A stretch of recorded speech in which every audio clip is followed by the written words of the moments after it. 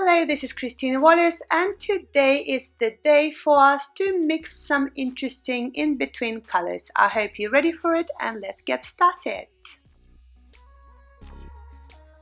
So here I prepared some cold porcelain on which to test our colors and color combinations, but I just want to mention that whatever it is that we find would also apply to gum paste. And so to kick off the show of ours on a good note, I am going to demonstrate a well-tested color combination for a color that I've used a lot of the time, and it's also very reliable and very easy to mix. And I find that it turns out a lot better than pre-mixed colors as well, in edible or non-edible. So for the purpose of this video, I am considering this as one part of paint. Just a little scoop with a toothpick. It's actually quite hard to measure this paint exactly, but it would give you at least some idea, and then you could just tinker on. And so we have one of each, one red and one pale yellow here.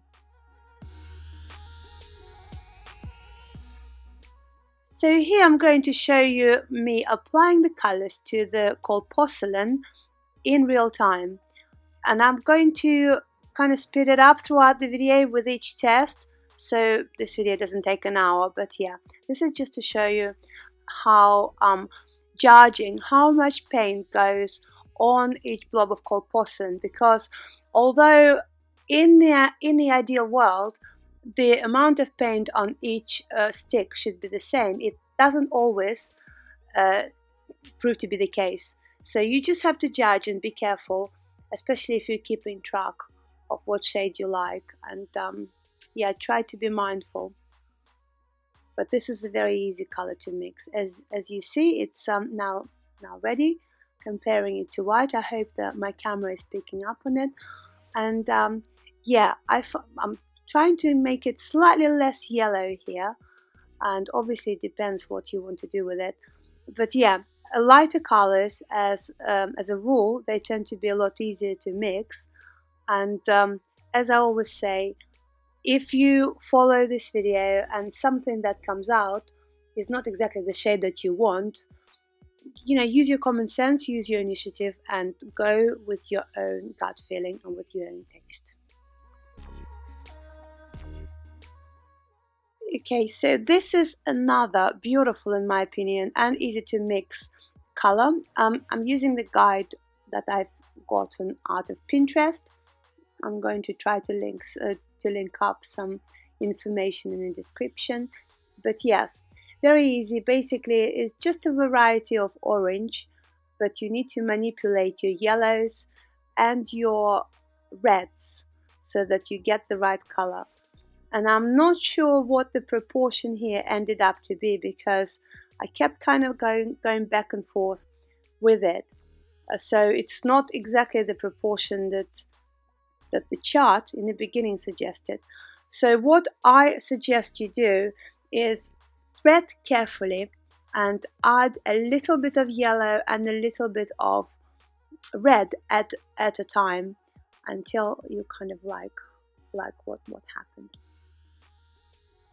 This being a very good color for roses and peonies, chances are that you would need a larger amount of clay, but still, do tread very, very carefully until you get used to the color. And another thing to bear in mind is that cold porcelain dries darker, shade darker, sometimes more than a shade darker, so you need to test it out dry so that you're familiar with the paint. So now that we have two lovely, in my opinion, colors safely under our belt, let's try this MAUVE. I mean, you could just get fuchsia and magenta colors, they're quite available, but I'm curious to see whether I could get that lovely MAUVE color just from what they recommend on a mixing color palette, because in my opinion there's no way that lovely color, pinkish and so on, would come out of dirtying black and two very warm in shade yellow and red, because ultimately they do mention orange, but orange it's only yellow and red in a palette of primary colors. And so, yeah, and also another thing to learn from here, I mean, this is rubbish.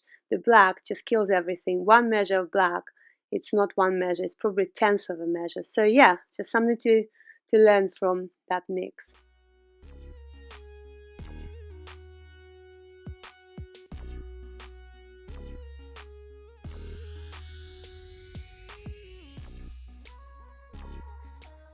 A long time ago, before I was even making cakes, and when I was just starting on cupcakes after a trip to New York, I've gotten advice from my local cake shop to use deepest red I could find and fuchsia or magenta to create a nice burgundy color if I needed it.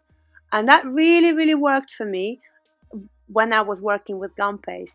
So on this one, I was fully expecting to get a lovely burgundy, and it didn't work. So it starts off being pink, and then I keep adding more and more red, like 6 to 1 or something ridiculous, and it never really quite gets there. I have no idea why. Maybe it's called porcelain. Most likely it's just the property of oil paints and the shades of them, but no, it didn't work, unfortunately.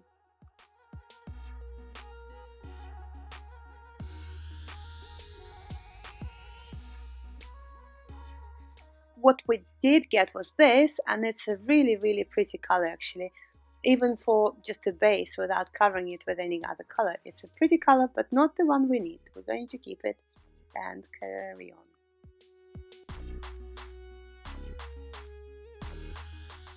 So this is a fascinating one. It promises me to use 2 primary colors, blue and red. I think blue is primary, and come up with a completely new color, new popular color, nice and bright, and all the trimmings. So I don't know if it's going to work as I'm doing it. I mean, now I know whether it worked or not, but as I'm doing it, I'm feeling very dubious. And then I see this and I think to myself, well, actually it's quite a pretty color. So what I'm going to do here, because you have lilac and violet and all sorts of shades of it, so here I've decided to add a little bit more blue on a hunch that I would get slightly different shade, kind of more violet-y, I suppose. I never know what the difference between lilac and violet is, which one is the cooler one. But anyway, as you could see, with a little bit more blue, it is slightly different shade, and it's kind of easy to kind of know. And this is what the tints from the tube were. And as you could see, they're also slightly different. And yeah, so blue and red did work. It was a successful test. So please ignore the little note at the bottom in the corner saying that this blue and magenta are going to create burgundy, because they're not going to create burgundy, and they were never going to create burgundy. I just got muddled up with the palettes I was copying from online, and I've lost that palette I was copying anyway. But yes, it was always only going to make nice lilac, nice purple, whatever that is, and it does. It delivers beautifully. So just in case you happen to have some fuchsia or magenta at hand and some blue, but don't have lilac, don't rush out to buy lilac separately, because you could actually create a really nice lilac by using these 2.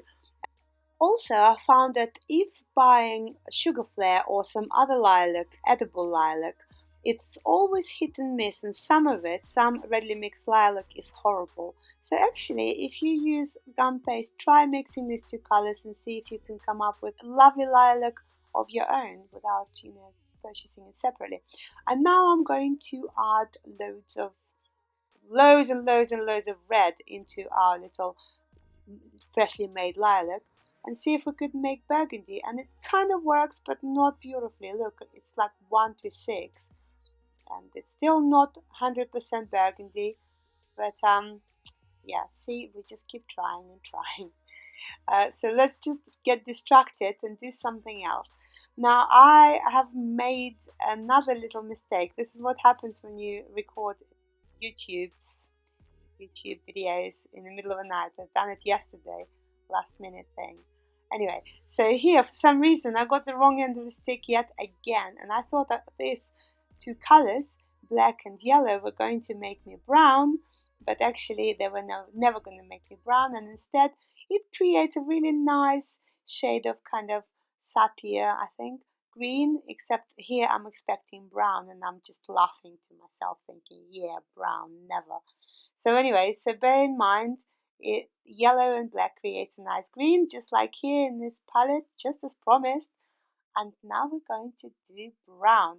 And brown is also very good for, if you don't want to buy brown, go into the expense of buying brown that you don't use a lot, it's always worth trying this. It doesn't give you perfect brown, but it might be just enough. Especially for edibles, sometimes the number of times I found myself needing brown unexpectedly, or having forgotten to buy brown, and sometimes I need just a little element of it somewhere on my figurine or whatever. And so, try this. Try this before you go out and buy brown that then just gets really old and unused. Because it does work. You might want to use maybe a brighter green, I don't know. But yeah, it takes a little bit of green and loads and loads and loads of red, because initially it wasn't working, and then I started to see brown coming through, funnily enough. So yeah, you have something like four or five reds to one green. But basically just keep adding it until you get your brown color. So another thing I want to mention here, for the purpose of this video, I'm actually using COLD Porcelain, that it's really, really sticky and pliable to start with. I've purchased it somewhere. I really don't remember the make. I wish I did now. But I kept it from the times when I was purchasing all sorts of COLD Porcelain, all makes of COLD Porcelain, trying to find the make that I loved for this or other reason or would do a certain job. And this was one of them, and it was way too sticky for me. And I never used it, and it was just sitting around.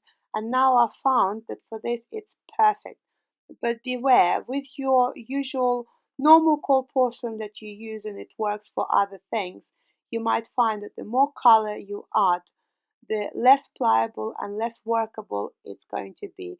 It's going to become a little bit crumbly, and it's going to dry out really, really, really fast.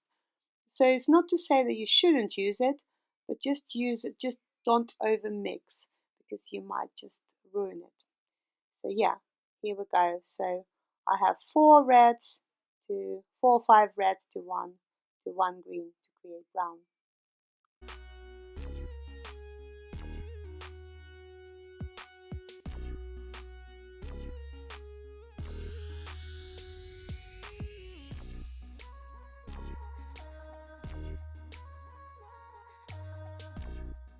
So now I'm going to take some of that lighter lilacs that we've made earlier on, and I'm going to half it with white and see if I could get a really beautiful subtle tint.